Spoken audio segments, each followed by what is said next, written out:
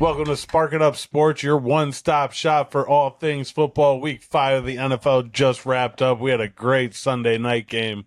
What a time to be alive. Best time of the year for professional sports. We got baseball, we got football, we got hockey, we got basketball. We got them all on. We got them all. And if there's one thing we learned this weekend, people in Philadelphia, they know how to blow the lead because Phillies last night, 3-run lead, blew it. Today, Philly had a 14-point lead going into the fourth quarter, blew that. So Big blowers. Big blowers. Tough look for Philadelphia, but they got a couple good teams, see if they bounce back. Around the NFL, there were some blowouts, a lot of touchdowns today. Sunday night game was great. Thursday night game was great, so some good primetime games. Let's go ahead and kick it off. All right. Week 5 slate, Thursday night. 49ers at Rams, 26-23, overtime win for the 49ers. Yeah, I did not think they were going to pull off that win. Sean McVay, questionable play call, that run call to the right, that last play, so very questionable. But Mac Jones looked great out there.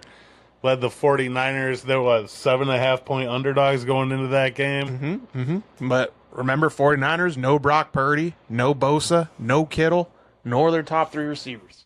Yeah. Tough day for their offense. I feel like some of these teams with injuries are absolutely terrible, and other teams, like, they're playing all right, even though they're missing half their team. Yep. Then your boy, Eddie Pinheiro, hits 41-yard field goal in overtime for the win. Goddamn kickers, dude. San Francisco defense stops the Ram on a 4th down, ends the game. Yeah, and like we said, that play call, Sean McVay, even after the game, said he was sick to his stomach. I definitely, you play action or something, or I don't know, maybe even sneak it, because they didn't need that many yards, and that was not a good play at all. Yeah. I would have thrown the ball against that 49ers defense. I would not run on them. Right. Tough day. Christian McCaffrey, he got the rock a lot, had 139 total yards with all those injuries and other people out. I mean, they looked to him, and he delivered in this game. Absolutely. Sure. And Kendrick Bourne had to step up in the 49ers wide receiver room, 10 catches for 142 yards. Yeah, he balled out. Was Pearsall out too? Yeah, Pearsall was out. All 3 top receivers. Right, yeah. Not good at all. But they found a way to get that win on the road, too. Kind of a rivalry game, so that's a good win for them for sure. After that, we had the London game. It was Vikings at Browns, but it was in London. Vikings won this one 21-17.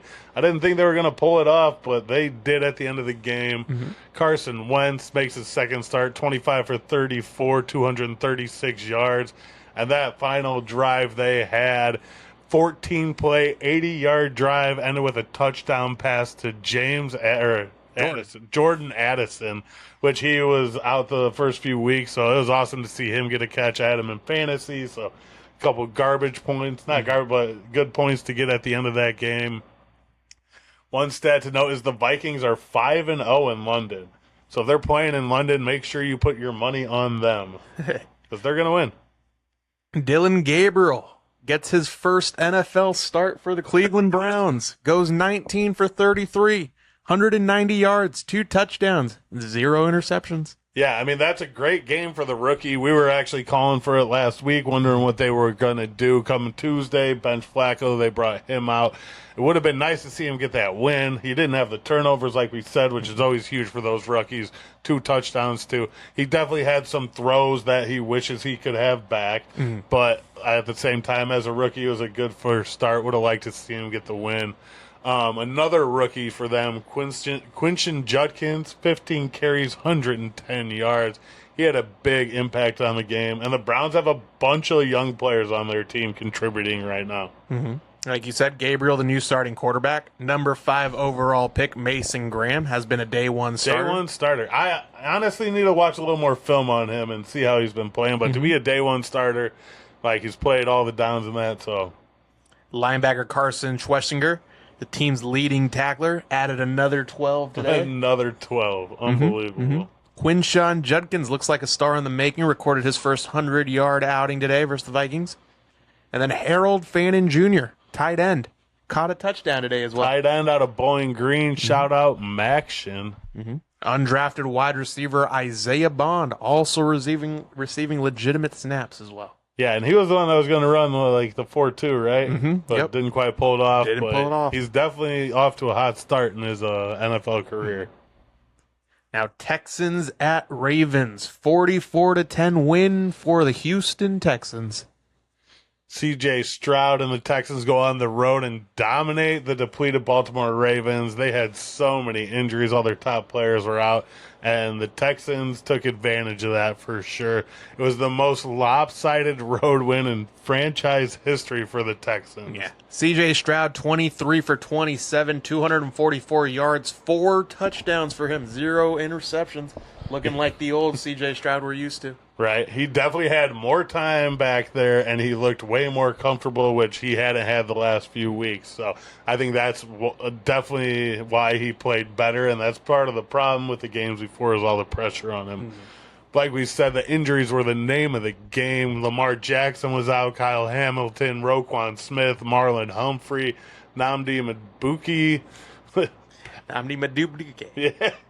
Madubuike. Patrick Ricard, their running back, and tackle Ronnie Stanley. I think on the TV it said there was like $160 million worth of salary cap on the bench. So that's like, but you see like the 49ers we were talking about, they had all those injuries and they're able to like at least put up a fight and they got the win, but the Ravens, and they're having like not a good year either, like at all.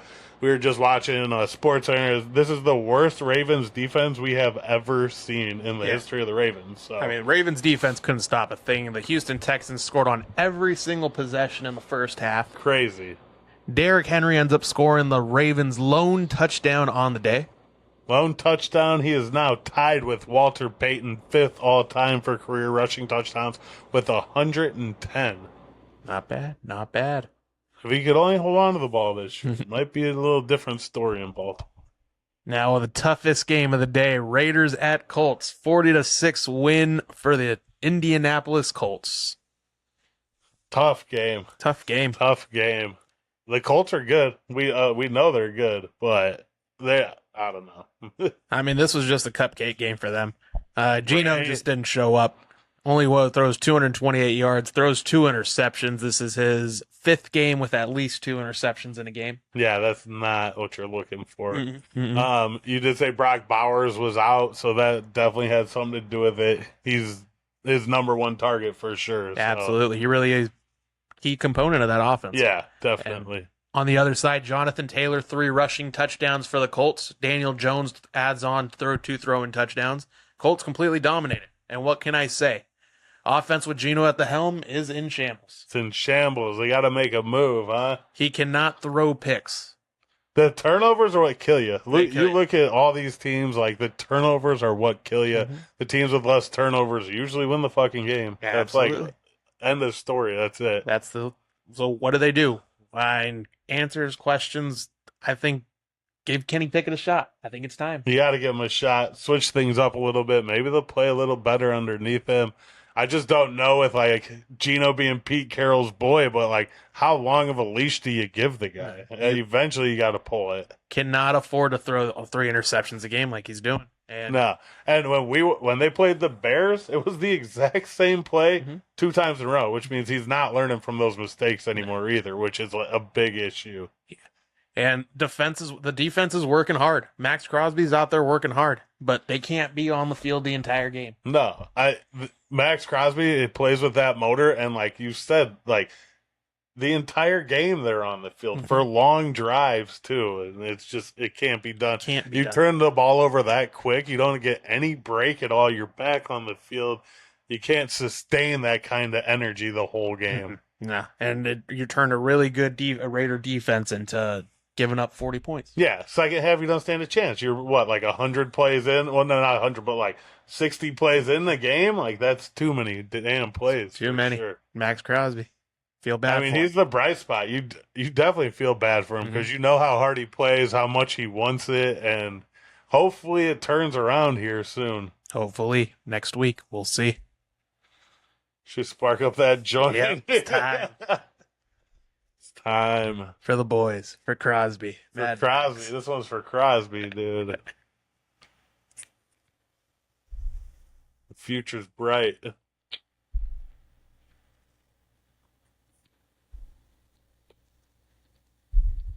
It's just crazy, like, the quarterback situation. Because you bring him in and you think he's going to be all right. Not just that, but like there was some insane stat at the beginning of the year of Gino's career on the road inside of domes where like weather doesn't have an effect. He was almost unbeatable. Right. And he's played in 3 games in a dome It's so far this year, and terrible, he hasn't won. Right? So it's like, and you guys play in a dome at home, like that's not good. Dome Gino. Yeah, that's what Puz was talking about this morning. Road Dome Gino. Can't be beat. Nah, fuck it. Bears note we had a bye week, so that was great. No they won stress. The bye week. Didn't lose. We're fucking Victory Monday. We'll call it no loss Monday, but not as good as Victory Monday. But we didn't fucking lose, so you that's won the good. week. You won the week. Next week we got the Commanders Monday night. Jaden Daniels versus Caleb Williams. Can't wait to see what happens there, especially after that Hail Mary, your favorite play of the season last year. Tough way to lose a game. Tough way to lose a game. Almost like a blocked field goal. Kind of spiraling. You guys were spiraling after that blocked field goal. Dude, I'm telling you, being 2-2 and versus 1-3 is like such a big difference. It's insane. All right, and another is like around the NFL, like teams are separating themselves now. Yeah, we're 5 weeks in. We know who's good, who has a good team, and like who's not good. I don't know. I feel like we're still in a little bit in the mix because we know the Ravens are bad, but like Green Bay's decent. Yeah, but I mean, like they tied Dallas after Dallas got worked by the Bears. That's why, that's what I'm saying. Like, I feel like we're still a little bit in that mix to where we don't know exactly who's the cream. Maybe like the top 6, bottom 6 we know, and then everything in between is kind of milky still. And then like the Bills lost today. Fucking Eagles lost today. Yeah. So I feel like. And another thing I was thinking, is this the shortest shortest amount of weeks that all the teams have lost? Because there's no undefeated teams left. So usually like the Chiefs would be like 10 wins or 8 wins or 6 or I don't know, but or like the Patriots, how good they were for so many years. But for like to be 5 weeks in and there's not a single undefeated team. Yeah. Goes to show you parity of the NFL. Yeah, and that all comes down to the hard salary cap. Mm-hmm. And that's what keeps that parity in the NFL. And the way they schedule, you play good, you get a tough schedule, you're terrible, you get an easier schedule.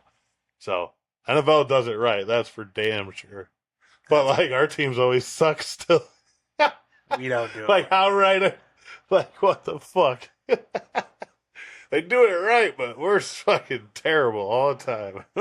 It's got to turn around eventually. It's got to turn around. Thank God they got joints and shit to fucking keep us in this. All right, jump back into these games. Giants at Saints. 14-26 win for the New Orleans Saints. I didn't think I would see the day this year. They were who I thought was not going to get a win. Spencer Rattler gets Kellen Moore's first win for the Saints. It's good to see him get a win, though. Get that first notch in that belt. Absolutely. The Saints defense and special teams shine in this game. 86-yard fumble return by Jordan Howden and 4 field goals in this game. That's how the Saints end up winning this game. Cam Scatterbo with the fumble, dude. You see him on the sidelines? I need new gloves. Give me new gloves. Maybe it's your hands, not the gloves, bud. Spencer Rattler ends up coming through with an 87-yard touchdown pass to Rashid Shaheed.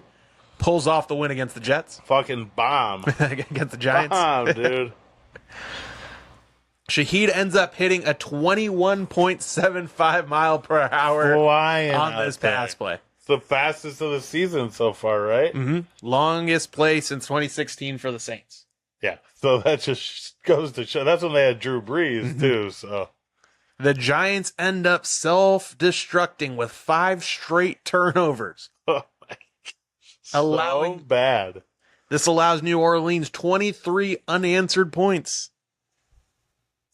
A fucking Jackson Dart fumble, not good. Mm-hmm. He just scrambled. He just threw the ball. Mm-hmm. Then he had the 2 interceptions too, and that's why he won last week. How many turnovers do you have? None. And then you have 3 and Scadaboo. That's not good. Jackson Dart, 202 yards on the day, 2 touchdowns, and he had 2 interceptions, like you said, in the fourth quarter to Mr. Kool-Aid McKinstry. Mr. Kool-Aid. What a name. Great player. 2 picks. Kool-Aid. Yeah, Jackson Dart also fumbling on a scramble play. Also costly turnovers. Costly turnovers. He's definitely probably the reason they lost. Yeah. Oh, yeah. Tough day for Sexy Dexy on that defense, running around. Right? Mm-hmm. Mm-hmm. All right. After that, we have Cowboys at Jets. Cowboys win this one 37-22. Justin Fields, 283 yards, 2 TDs, but he had too many turnovers. Way too many turnovers. And that's what we're talking about, these goddamn turnovers. You're not going to win with the turnovers. No. Dak Prescott and the Cowboys offense are rolling, even though they were missing 4 out of 5 starters on their offensive line. Which is crazy, because they have some good starting offensive linemen, but to have 4 out of 5 of them replaced and to still play that well, it's good to see. Yeah. Good backups there, too. Dak Prescott was 18 for 29, 237 yards, 4 TDs, no interceptions. He's, like we said, he's out there balling. If you got him in fantasy, keep him in there. He's playing well. Javonte Williams, the running back for the Cowboys, 135 yards. 1 rushing touchdown. And a receiving touchdown. Good day for him. Cowboys scored 30 unanswered points after trailing to start the game. They had 2 90-yard scoring drives. Yeah, that's wild. Long-ass drives. And George Pickens making big plays while they're waiting for CeeDee Lamb to come back from his injury. He's looking like a wide receiver one out there. Mm-hmm. You bring CeeDee Lamb back, and they're going to be a great 1-2 combo. And for the first time in modern NFL era, the Jets have 0 takeaways through the first 5 games. 0 takeaways. Aaron Glenn, defensive coordinator in Detroit. You'd think he'd have that defense humming, but no turnovers. That's not a good look. The Jets are now 0-5. They're winless under Aaron Glenn. He's the first coach in franchise history to start off his career 0-5. Who was the last one to do it? Wait. Never mind. Oh, is there... It doesn't make sense. Adam Gase went 0-13? Yeah. Oh. Well, he's not the first coach. Oh, maybe his first season? Adam Gase didn't go 0-5? To begin his tenure. Yeah, that makes Adam Gase probably wasn't his first year. It's goddamn joint. I mean, all fucked up. Broncos. Anyways, the Jets suck. They're 0-5. They need a new coach. They got to do something. Fire them already? But they're historically bad, so I don't know what the fuck they should do, dude. Next year's going to be the year. Broncos at Eagles. 21-17 win for the Denver Broncos. They were down 14 points heading into the fourth quarter. Denver Broncos scored 18 unanswered to win 21-17. I was watching the game. I looked away for a minute, and they were up by a point. I didn't know what the hell was going on. Bo Nix was 24 for 39, 242 yards, 1 TD. J.K. Dobbins had 79 rush yards and a TD. Both those guys played really well in this game. Very well. Broncos go for 2 when it matters most and hit it to take that 18-17 lead into the fourth quarter. Saquon Barkley ends up getting an illegal shift penalty as the Eagles were driving. Can't be doing that. That was a big play, too. Big play forces them to punt. Would have resulted in a first down for the Eagles. Yeah, that was a huge play. Can't be fucking up like that. He did a nice touchdown run, though. 40 yards or something like that. Really good. Like you said, Philadelphia blowing leads this weekend. Just really good at blowing. Really good at blowing. Love to see it. I mean, they were the best team in the NFL. I definitely think they're still up there because every team now has a loss, but it's crazy to think that they went in there and beat them at home, too. Like, unbelievable. Absolutely. I'm sure they're not happy in Philly. They're probably saying, fire him, but...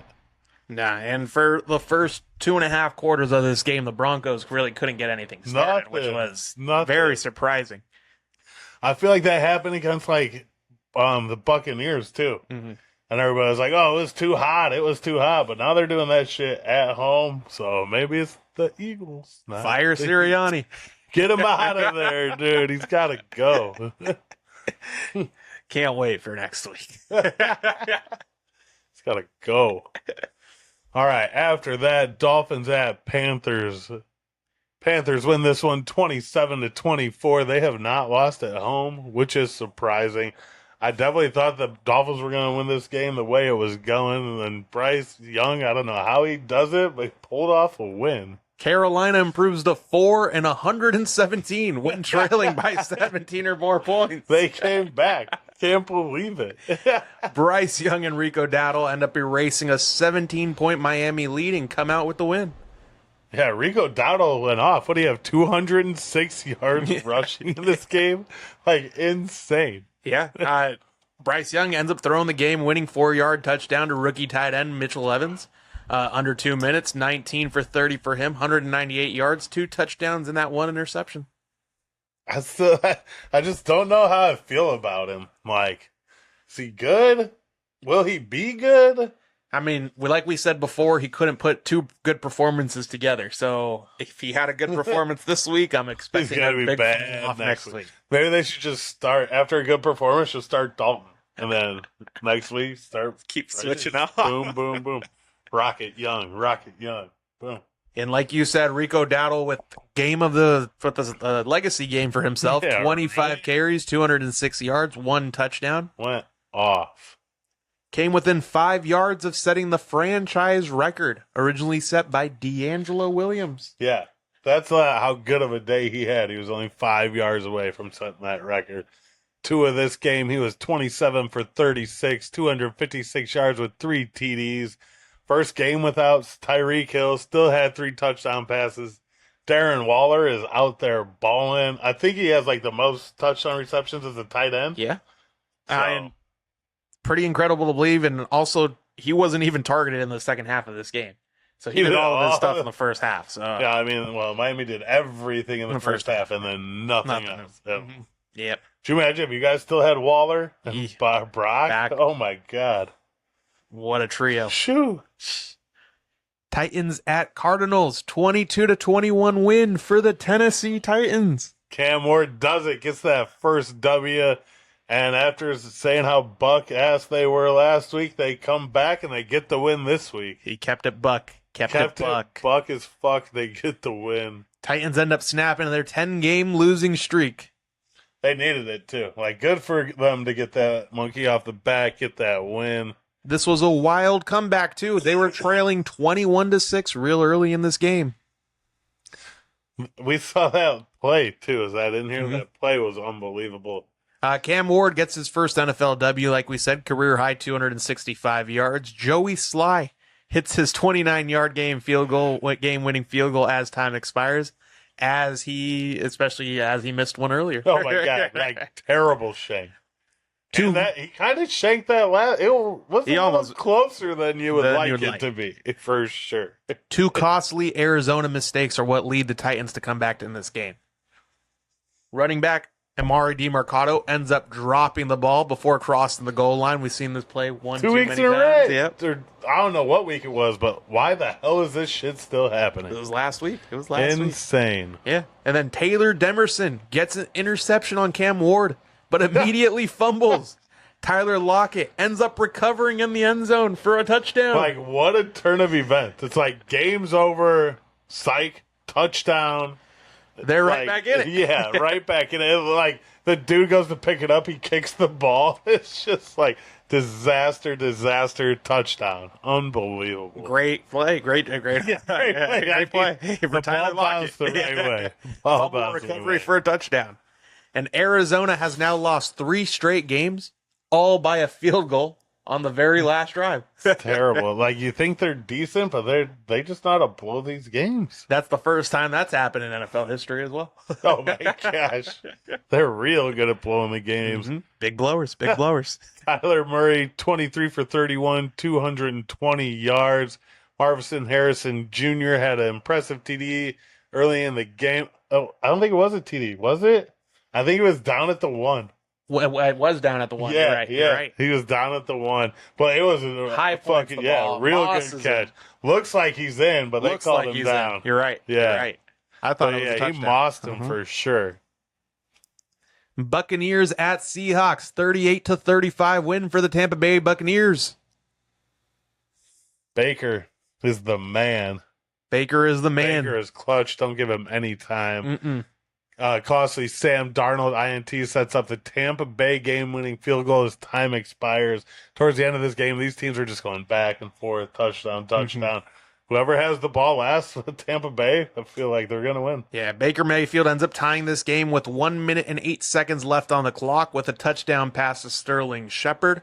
These two quarterbacks end up combining for 720 yards of offense. Oh, my God. Only 10 incompletions between the two. Insane. No defense. No defense out there. Crazy. Baker Mayfield, 29 for 33, 379 yards for him, 2 touchdowns. Sam Darnold on the other side, 28 for 34, 341 yards, 4 touchdowns, and 1 interception. So much offense. What a fun game to watch. Just back and forth, back and forth. And this was a huge day for Ohio State wide receivers on both sides of the ball. Emeka Egbuka, 7 receptions, 163 Balling yards, out there. 1 touchdown. And then Jackson Smith and Jigba, 8 receptions, 132 yards, 1 touchdown for him. 300 yards almost by those 2 receivers. Ohio State wide receiver U. Damn, over Take it LSU. LSU. I mean, right? Right? I mean, Chase ain't doing shit with no quarterback, so he's He off. had a good day today. He had a real good day today. We'll get to that one later. But Rashad White had 2 rushing touchdowns for Tampa Bay. And then the Seahawks tight end, A.J. Barner, had 2 touchdown receptions for him. So many touchdowns, so many passing touchdowns. A lot of passing touchdowns. Lions at Bengals, 37-24 win for the Detroit Lions. Yeah, Detroit's a wagon, top 3 team for me right now. Bengals aren't that good with Browning at all, so. David Montgomery dominates and returned to his hometown of Cincinnati. Lots of family at the game. They bought out an entire section. Damn, Montgomery section. The Montgomery section. He ends up running for a touchdown in this game. Damn. He also throws for a touchdown on a You trick know they play. set it up. He's like, my whole family's going to be there. Let me throw the ball, coach.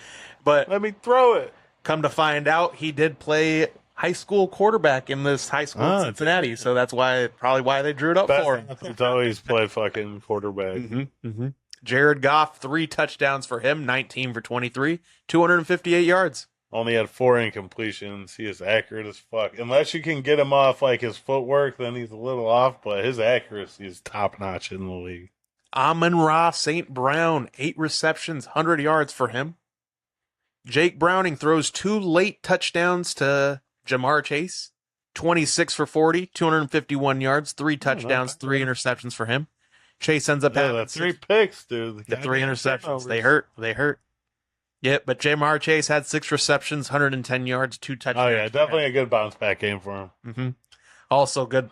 That's the first touchdown for the Cincinnati Bengals in 20 possessions. That's not what you're looking for. Not what you're looking for, and that's a good thing that Chase had a good day. You think Good like thing to maybe keep him they're down. going to try and protect Burrow now when he gets back, or just like keep letting him get smoked? I mean, I think the Bengals need to make a move. This is where I think Jameis Winston comes into play. I think he would be a good option here because, yes, he's going to throw a lot of interceptions just like Browning is, but he's also going to throw you a lot of touchdowns. Right. And he can get the ball down there to Jamar Chase. He could definitely get the ball down with it. Just huck it. Huck it. Let them go up there and Let get it. him go.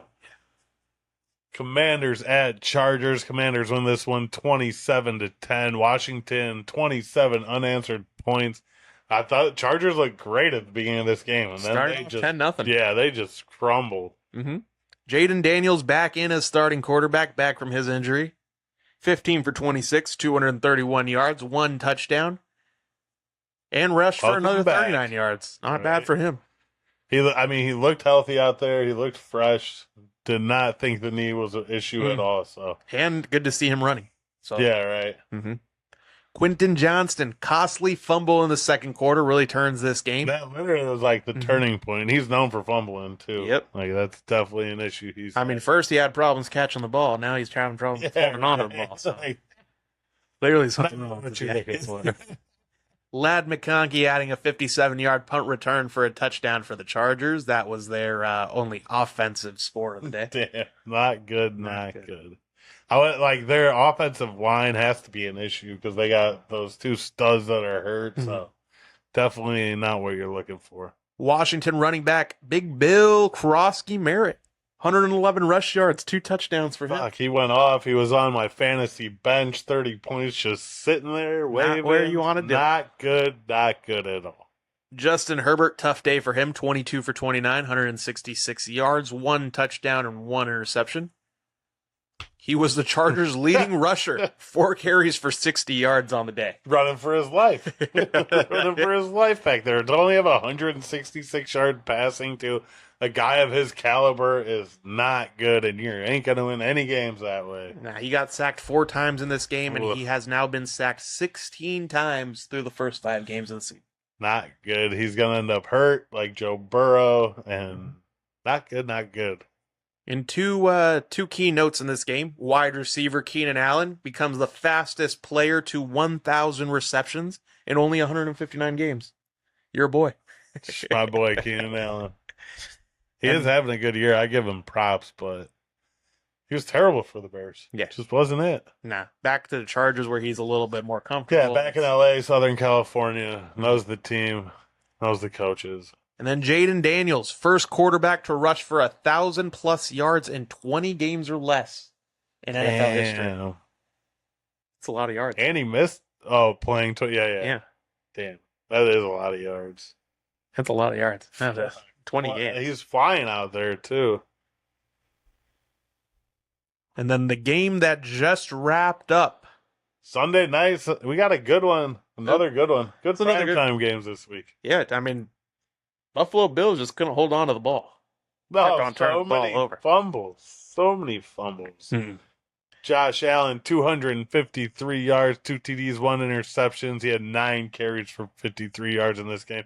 He got rocked a couple times back. Couple big hits. Penalties. Jarred a little bit. Ramondre Stevenson, 2 touchdowns on only 7 carries for him.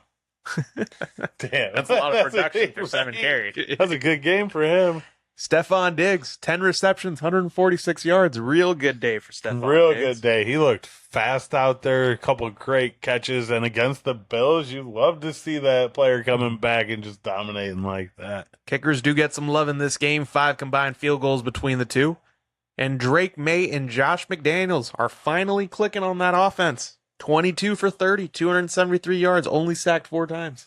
That's what you're looking for. Will Campbell looking pretty good out there, too, at left tackle. I think he only gave up like 1 pressure, maybe half a sack, but not bad for that rookie either. Not bad. And trouble in Buffalo. James Cook, only 15 carries, 49 yards. 15 carries, 49 yards. You jinxed him, James Cook, anytime.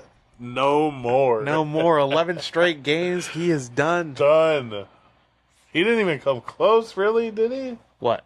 To get a touchdown today? Nah, not even close. I mean, they would turn the ball over anytime they got like Dude, literally every time I looked up, I was like, how the fuck does Buffalo have the ball again? The one productive thing he did was have the ball again? Get the late hit when he got smoked when he was on the ground by Landry. That was the one.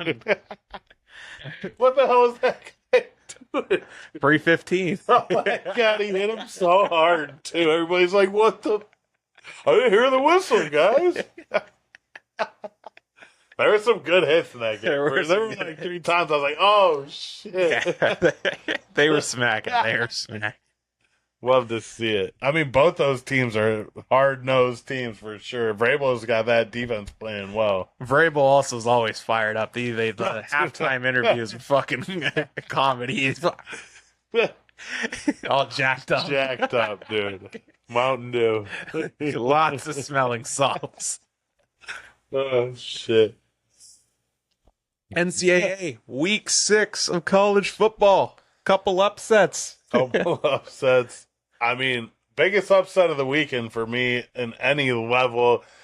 Penn State goes down at UCLA 37-42. James Franklin loses again. His buyout is like $50 million, and look for that to get bought out, I think. Absolutely. And Nico Lamayeva, the Tennessee transfer kid. 5 touchdown passes for him, trying to build that resume Insane. back up. They have like no coach. Like I don't even know who's in charge of this team. They fired the offensive coordinator, the defensive coordinator, special teams, so they've got assistants that are in charge. Insane. There was a picture of their offensive play caller. It looks like he was a kid from high school. Yeah. I saw that. He's so young. Yeah, they right? like poured Gatorade on him, dude. Insane. Then good to see UCLA with their first field storm they stormed the field, and it was absolutely embarrassing. The week before, we had the most electric field storm we've seen in a while. And then, like, once you see the UCLA clip, dude, the security guard, he couldn't stop a soul, but there was only like 30 people trying to dodge him on the field. But embarrassing field storm. I mean, when you play in the Rose Bowl, it's a big stadium. Huge stadium, and it was not full. Not even close to full. And every single person in that stadium stormed that field. But it was so bad. Big win for UCLA. Huge Bad win. loss for Bad loss. Penn State. Terrible loss. Number 3 Miami versus number 18 Florida State. 28-22 win for Miami. Carson Beck throws 4 touchdowns in this game, and the Miami defense holds off Florida State's offense. Miami's my team to beat this year right now. I think they're the best team in the country. Maybe Oregon's up there with them, but I do think Miami beats Oregon. Yeah. And then big upset, number 9 Texas versus Florida. 21-29 win for Florida in the swamp. Damn, my man Arch just ain't it, dude. Yeah. He just ain't it. Not looking good. Quarterback DJ Lagway for Florida shows major improvements. Looks like he's saving head coach Billy Napier's job for another week. And then Arch Manning throws 2 incomplete passes and is sacked 2 times on that possible game-tying drive. Not what you're looking for out there. And he was supposed to be, the number 1 pick coming out, and he doesn't even look like a top 10 quarterback that would come out this year. Nah, I mean, look for him to maybe add on another year. Yeah, he's staying. I think they had said he was staying before, it was even a possibility. He needs it. Yeah. Definitely needs it. Sacked 6 times in this game and way too many missed opportunities, overthrowing guys. Yeah, they lost a bunch of linemen, too, to the draft, so not easy to replace those really good offensive linemen. Number 14, Iowa State versus Cincinnati. 30-38 win for Cincinnati, knocking off Iowa State. Perfect 5-0 record is snapped. Snapped. Both offenses were firing. Cincinnati 260 rush A lot of points in that game. A lot of points. Iowa State had 16 starters out with injury in this game. Injury bug. I feel like you don't see that often in the college level. That's a lot of guys to be out. 16 starters. That's nuts. It's the whole side of the ball. Whole side of the ball. Gone. And then in the biggest win across all levels, after one of the smallest margins of victory of the previous week, the San Diego State Aztecs play the Colorado State Rams, and they win 45-24. Aztecs looked really fucking good. The defense looked tough. Quarterback Jaden Danigal looks like a stud. 13 for 16, 2 touchdowns. How'd you get that many points and he's 13 for 16? Because we had 2 running backs, Byron Caldwell Jr. and Lucky Sutton, who both rushed for over 100 yards. All right. 3 combined touchdowns between the 2. Wide receiver Napier, 7 receptions, 153 yards. Looks to be one of the best receivers in the Mountain West, if not the entire college. Balling out there. Mm-hmm. Oh, yeah. I was checking the state schedule, and I think if they run the table, they win the Mountain West, win that final game, They're the shoe-in for these playoffs. Let's fucking go. They got a few tough games. I was looking Boise State's one of them. Fresno State. Fresno State's the other one. UNLV would be in the championship game. They're 4-0 right now, but I don't see there's any reason why State can't make a run at this playoffs. Make a run, baby. It's time to do it. All right, WMU is now 500. They are 3-3. They are 2-0 in MAC play. Look at them to continue this streak going and win the fucking MAC. They beat Brian Gallo's UMass team. We are dominant over the Northeast, beating Rhode Island last week, beating UMass this week. Our national championship hockey team beating Boston College in the national championship game. So Western Michigan owns the Northeast. Love to see it. Love to see it. They like their lobster. Eat them up, boys. Eat them up. All right. That's a wrap for this episode. Football's back. I do think the football marathon starts either this week or next week. Ooh. It's upon us. 100 days of football is very, very close. We don't have those Tuesday, Wednesdays yet, but it's coming up. It's coming. It's coming in real hot. Football every single day. For like 100 days straight. Can't wait. It's coming. Good time of the hot, year. right? Good time of the year. Well, guys, thanks for watching. Like, follow, subscribe.